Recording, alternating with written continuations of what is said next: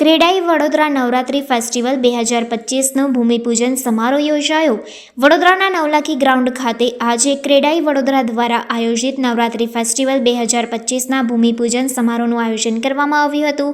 મા આદ્યશક્તિ, મા અંબેના આશીર્વાદ સાથે ગણેશ મહોત્સવની શુભ ક્ષણોમાં ક્રેડાઈ VNF ટીમ દ્વારા આ સમારોહનું આયોજન કરવામાં આવ્યું હતું. સવારે 10:30 વાગ્યે શરૂ થયેલા આ પ્રસંગે વડોદરાની મેયર પિંકીબેન સોની, અગ્રણી ઉદ્યોગપતિઓ, સરકારી અધિકારીઓ તથા ક્રેડાઈના સભ્યો ઉપસ્થિત રહ્યા હતા.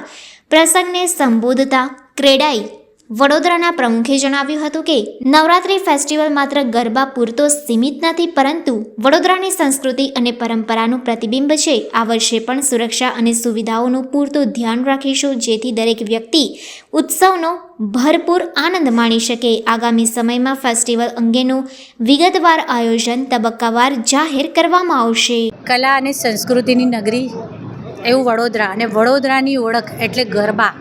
સમગ્ર વિશ્વમાં જો ગરબાથી વડોદરા શહેરની એક અલગ ઓળખ છે, તો સાથે ગુજરાતના ગરબાને ઇન્ટેજિબલ એટલે કે અમૂર્ત વારસાનું સ્થાન પણ યુનેસ્કોમાં મળ્યું છે. ત્યારે વડોદરા શહેરમાં અનેકવિધ મોટા ગરબાના આયોજનો પણ થતા હોય છે. શેરી ગરબાનો પણ પોતાનો વૈભવ છે. ત્યારે વડોદરા શહેરના મોટા ગરબાઓમાંનું એક એટલે કે VNF ક્રેડાઈના ગરબા. અને આ ગરબાની પરંપરા કે ગરબાની શરૂઆત પહેલાં લગભગ ગણેશોત્સવમાં કાયમ આ રીતે માતાજીની પૂજા ભક્તિ કરવામાં આવે અને ગરબાના ગ્રાઉન્ડનું પૂજન કરવામાં આવતું હોય છે, જેનું આજરોજ આયોજન કરવામાં આવ્યું છે.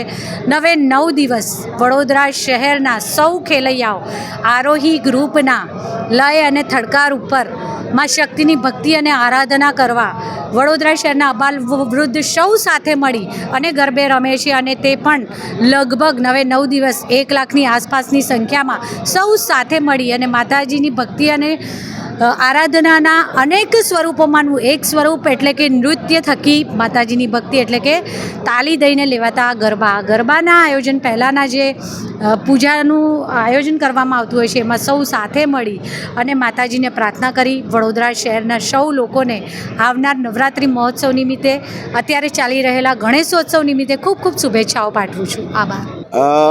22 સપ્ટેમ્બરથી શરૂ થતા નવરાત્રિના મહાપર્વના ગરબાના વડોદરા નવરાત્રિ ફેસ્ટિવલ દ્વારા થતા આયોજનની આજરોજ ગણેશોત્સવ દરમિયાન ભગવાન ગણેશની સાક્ષીએ મા જગદંબા, ભગવાન ભોલેનાથને યાદ કરી મા ધરતીનું આજરોજ પૂજન કરી શુભારંભ કરવામાં આવ્યો છે.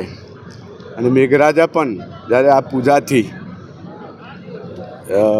પ્રેરિત થઈ અને અમી છાટણા શરૂ કરી રહ્યા હોય ત્યારે વડોદરા નવરાત્રિ ફેસ્ટિવલની સમગ્ર ટીમ દ્વારા ખૂબ જ ભવ્યાતિ ભવ્ય દર વર્ષ કરતાં પણ વધુ સંખ્યામાં ખેલૈયાઓ રમી શકે અને ખૂબ જ ભક્તિમય અને સુરક્ષિત વાતાવરણમાં આ નવરાત્રિ પર્વનું આયોજન થાય એ પ્રકારની આજથી શરૂઆત કરવામાં આવી છે.